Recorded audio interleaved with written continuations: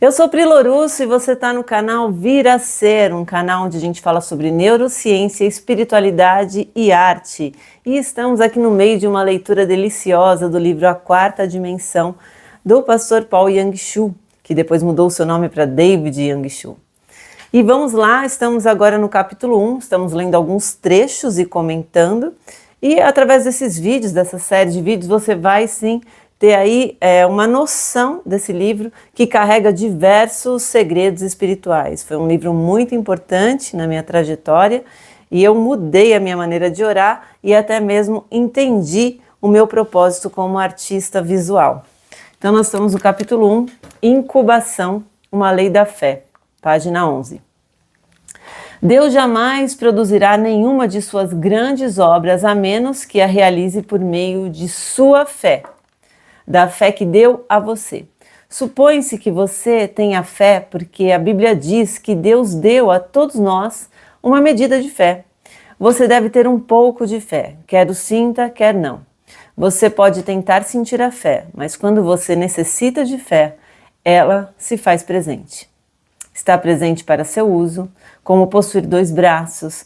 Quando deles necessita, é só movê-los e usá-los. Não é necessário sentir que meus braços estejam pregados aos meus ombros para saber que eu os possuo.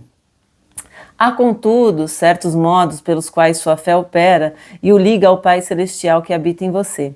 A Bíblia diz que a fé é a substância das coisas que esperamos, substância que possui uma primeira etapa de desenvolvimento, de incubação, antes que seu uso possa ser completo e eficaz.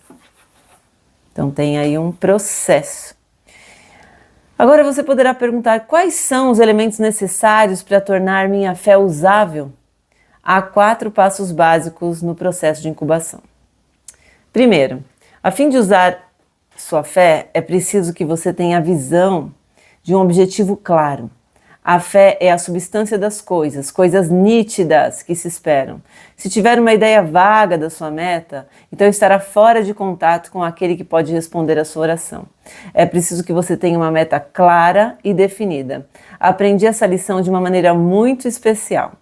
Eu tinha estado no ministério pastoral durante alguns meses e era tão pobre que não possuía bens materiais nenhum. Era solteiro e vivia num quarto pequeno. Não tinha escrivaninha, nem cadeira, nem cama. Comia no chão, dormia no chão, estudava no chão. Tinha que andar quilômetros e quilômetros todos os dias para poder desempenhar meu ministério de ganhar almas. Mas um dia, quando li a Bíblia, fiquei tremendamente impressionado pelas promessas de Deus.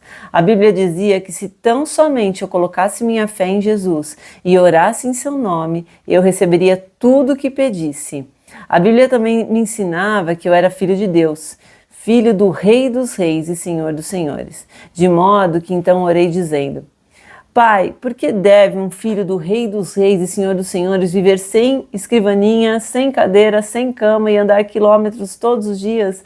Pelo menos eu poderia ter um escritório humilde, uma cadeira para me sentar, uma humilde bicicleta a fim de sair e fazer visitas. Achava que, segundo as Escrituras, eu podia pedir essas coisas ao Senhor. Ajoelhei-me e orei: Pai, agora estou orando, por favor, envia-me uma escrivaninha, uma cadeira e uma bicicleta. Pus toda a minha fé no pedido e dei graças a Deus.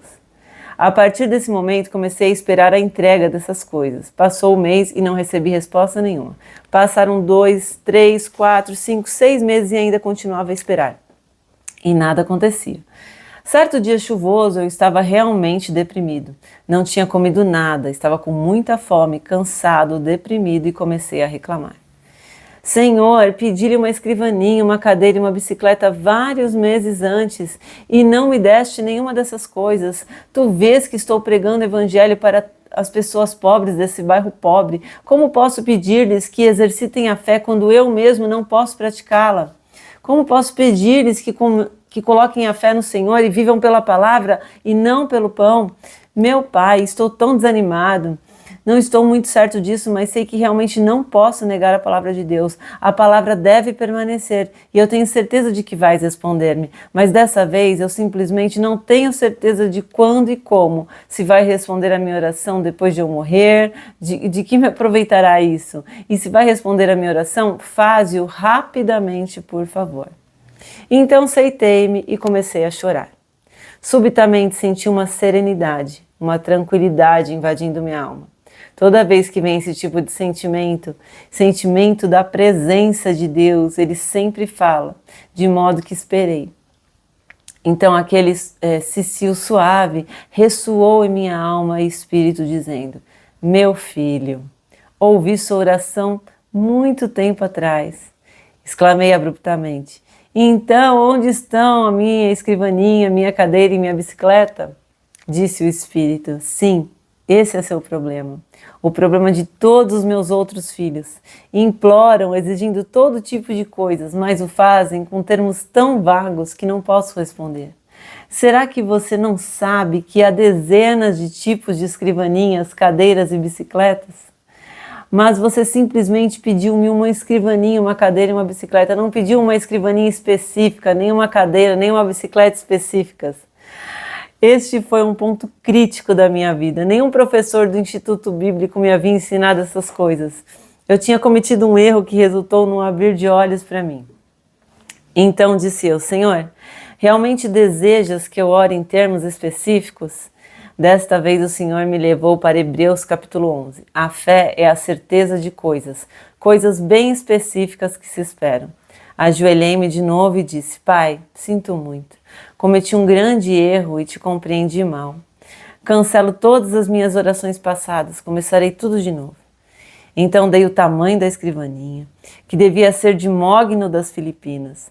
Queria o melhor tipo de cadeira, uma cadeira de escritório de aço com rodinhas para que eu pudesse mover-me de um lado para o outro, como um manda-chuva. Falei-lhe depois da bicicleta. Dei muita consideração a esse assunto porque há tantos tipos de bicicleta, coreanas, japonesas, formosianas e alemãs.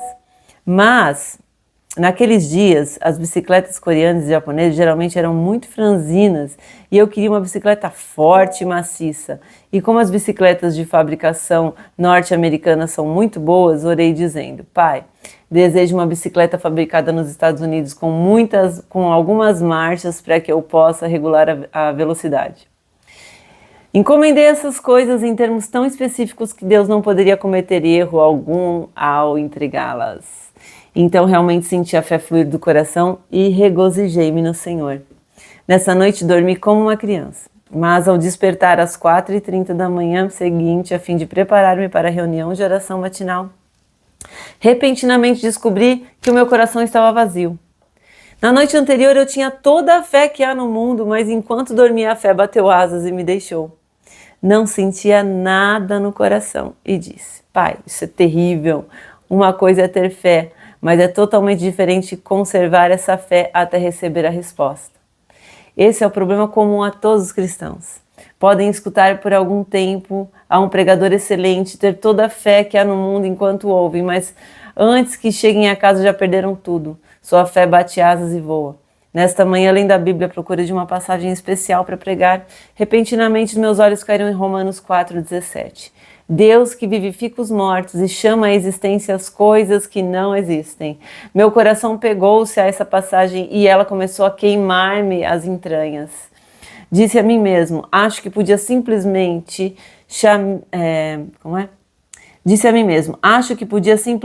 chamar à existência aquelas coisas que não existem como se existissem, como se já as possuísse.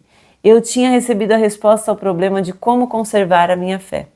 Corri para a tenda que nos servia de igreja, onde as pessoas já haviam começado a orar. Depois de cantarmos alguns hinos, comecei a pregar. Expus-lhes essa passagem e disse: irmãos, pela bênção de Deus, já tenho uma escrivaninha de mogno das Filipinas, uma linda cadeira de aço com rodinhas e uma bicicleta com marchas de fabricação norte-americana. Louvado seja o Senhor, já recebi todas essas coisas. E as pessoas ficaram a olhar-me de boca aberta, pois sabiam que eu era totalmente pobre. E gabava-me dessas coisas, e não podiam acreditar no que ouviam. Pela fé realmente louvava a Deus, fazendo justamente o que a palavra de Deus ordena. Depois do culto, enquanto saía, 3 rapazes seguiram-me e disseram: pastor, queremos ver essas coisas. Fiquei aterrado porque não tinha contado com a possibilidade de ter que mostrar minhas coisas. Todos os membros da igreja moravam em um dos bairros mais pobres e, se percebesse que seu pastor lhes havia mentido, meu ministério ali estaria terminado. E os jovens então não estavam dispostos a voltar atrás. Achei-me em uma terrível situação e comecei a orar. Senhor, desde o princípio essa não foi ideia minha, foi tua ideia que lhes dissesse isso. Simplesmente te obedeci, agora estou em apuros. Falei-lhes como se fosse dono das três coisas. Que explicação posso dar agora? Como precisas ajudar-me como sempre tens feito? Então o Senhor veio em meu auxílio e uma ideia começou a flutuar em meu coração, de modo que eu lhes disse resolutamente: venham ao meu quarto e as verão. Todos foram e começaram a olhar ao redor, procurando a bicicleta, a escrivaninha e a cadeira. Disse eu: não procurem essas coisas, eu las mostrarei mais tarde. Apontei o dedo para o Sr. Park, que agora é o pastor de uma das maiores igrejas das Assembleias de Deus na Coreia, e disse: far-lhe-ei algumas perguntas. Se você puder responder as minhas perguntas, mostrar-lhe-ei todas essas coisas. Por quanto tempo esteve no ventre da sua mãe antes de vir ao mundo? Ele coçou a cabeça e disse: bem, 9 meses. Respondi então: o que fez você durante 9 meses no ventre da sua mãe? Cresci. Mas, prossegui, ninguém o via. Ninguém podia ver-me porque eu estava dentro da minha mãe. Então eu disse: ainda no ventre da sua mãe você era o mesmo bebê que nasceu para o mundo. Você respondeu corretamente. A noite passada ajoelhei-me aqui e orei ao Senhor pedindo a escrivaninha, a cadeira e a bicicleta, e pelo poder do Espírito Santo concebi essas coisas. É como se estivessem dentro de mim, crescendo neste momento. E são tanto escrivaninha, cadeira e bicicleta como quando forem vistas pelas pessoas na época de suas entregas. Eles começaram a rir até não poder mais e disseram: essa é a primeira vez que já vimos um homem grávido de uma bicicleta, uma escrivaninha e uma cadeira. E saindo do meu quarto começaram a espalhar por toda a cidade o rumor de que um ministro estava grávido de uma bicicleta, uma cadeira e uma escrivaninha. Mal podia andar pela cidade. As mulheres se juntavam olhando para mim e davam risadinhas. E alguns jovens travessos da minha igreja chegavam a mim no domingo, tocavam-me no estômago e diziam: pastor, quantos meses? Mas aqueles dias todos eu sabia que tinha tais coisas crescendo dentro de mim. Leva tempo, assim como a mãe leva tempo para dar à luz um filho.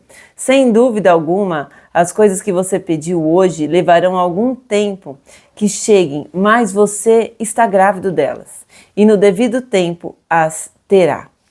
Mantive-me louvando ao Senhor constantemente, e no devido tempo as 3 coisas chegaram, e chegaram exatamente como encomendadas. A escrivaninha era de mogno das Filipinas, a cadeira era japonesa fabricada pela companhia Mitsubishi, e tinha rodinhas para que eu pudesse mover-me.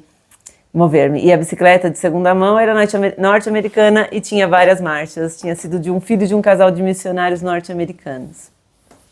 Trouxe para casa essas 3 coisas pelas quais tinha esperado por tanto tempo. Isso mudou por completo a minha maneira de orar. Até então tinha orado em termos vagos, mas desse dia em diante jamais orei em termos vagos. Se Deus respondesse às suas orações vagas, você jamais reconheceria seu pedido como sendo uma resposta de Deus. Você deve pedir definida e especificamente. Eu vou parar aqui por hoje. Esse livro está disponível na internet, em PDF, basta você digitar a 4ª dimensão e você pode lê-lo na íntegra. Eu só quero comentar rapidamente de que eu tive várias experiências já nesse sentido. Logo que eu terminei de ler esse livro, né? Eu lembro que eu tinha em torno de 23 anos e eu queria muito casar. E o que eu fiz foi a lista do meu marido, como eu queria que ele fosse, e coloquei muitos detalhes, né, desde do tipo de comida, que eu queria que ele fosse uma pessoa que comesse comida saudável, enfim, né, eu já sabia o que eu não queria, já tinha uma experiência não muito boa com alguns relacionamentos passados, então eu fiz essa lista e veio realmente a pessoa de acordo com a lista. Então, assim, nós temos que aprender uma coisa. Para reconhecermos as grandezas do nosso Deus, sejamos específicos nas nossas orações, nos nossos pedidos. Tá bom? Fiquem com Deus. Semana que vem temos mais um encontro e vamos continuar a leitura desse livro.